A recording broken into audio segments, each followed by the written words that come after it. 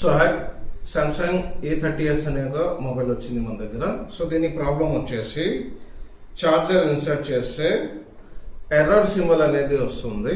ఒకసారి మనం చూద్దాం. డిస్ప్లేలో మనం చూసుకున్నట్లయితే ఇక్కడైతే యాంప్స్ అయితే ఫుల్ తీసుకుంటుంది, బట్ వచ్చేసి ఛార్జింగ్ లోగో, సో లోగో తర్వాత ఇలా ఎర్రర్ అనేది చూద్దాం. సో బోర్డ్ కండిషన్ చూస్తే ఆల్రెడీ ఇక్కడ వాటర్ అనేది డిటెక్షన్ అయింది, అంటే వాటర్ డ్యామేజ్ ఇది. ఒకసారి కింద ఉన్న బోర్డ్ని మనం సిసి బోర్డ్ని సపరేట్గా చేసుకొని చెక్ చేద్దాం వస్తాయి.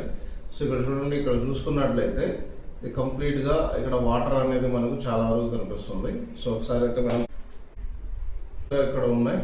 సో ఈ లైన్ ఇది థర్మల్ లైన్ ఇది. సో దీన్ని అయితే నేను రిమూవ్ చేసేస్తున్నా. సో ఈజీగానే వచ్చేసింది ఇదైతే.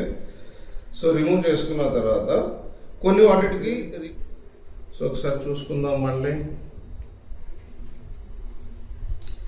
సో ఇక్కడ మనకు 6 పోర్ట్లో చూసుకుంటే రీడింగ్ అనేది మనకు చూపిస్తూ ఉంటుంది. సో వచ్చిన రీడింగ్ ప్రకారం సో లోగో అయితే ఇంతకు ముందు కూడా వచ్చింది.